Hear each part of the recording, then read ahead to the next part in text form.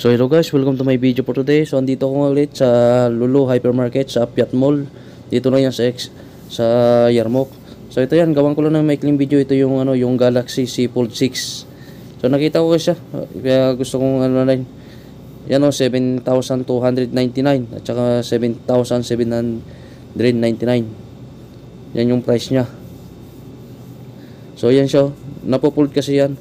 Yan yung poster niya. Yung Galaxy Z Fold saka si Flip 6. So ayan, pinalitan ko siya. So dyan titingnan ko yung quality niya dyan. So ayan makita mo siya na yan yung price niya talaga. Unahin ko yung price niya, 7,299 at saka 7,799.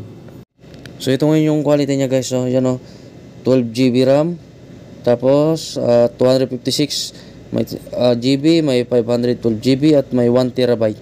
Depende yan sa kukunin nyo. Diyan yung Galaxy Fold 6. So ayan, titingnan ko naman yan yung sa niya. Yan yung cellphone, kinakalikot ko yan So titingnan ko dyan, kung di ako magkamali dyan, yung settings yung titingnan ko dyan Ito, binoise over ko lang to kasi nagustuhan ko siya. So yan tingnan mo naman 12GB RAM, tsaka 256GB na storage niya 512GB at saka 1TB.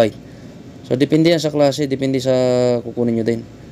Meron nga to isa yung Galaxy Z Flip 6, pero sa susunod ko gagawin yan. Dito lang muna ako sa Galaxy Z Fold.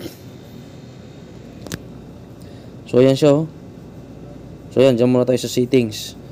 So yan, tinignan ko yung niyan settings niyan kung nagtugma siya dun sa pero yun, okay nga. Yan Samsung Galaxy Z Fold 6.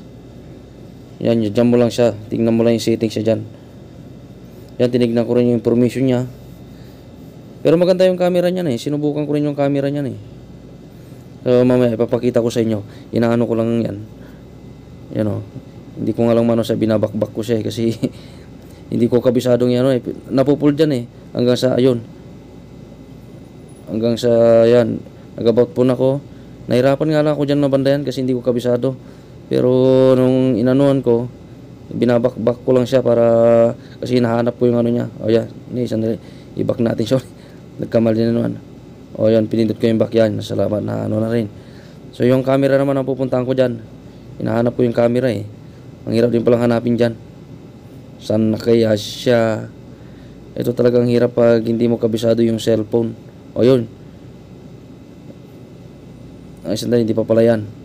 Yun yung nasa taas. Sana, ayun. Yun, nakita ko na. Iharap natin. So, ayan ako na yan. Ako na yung nagbibideo na yan. So, kita mo naman. Na-ignorante pa ako dyan sa cellphone na yan. Ang ganda rin kasi. So, ayan So, ganun kaano yung camera niya. So, ayan, tinignan ko siya ulit. Yan, i-open ko siya ulit.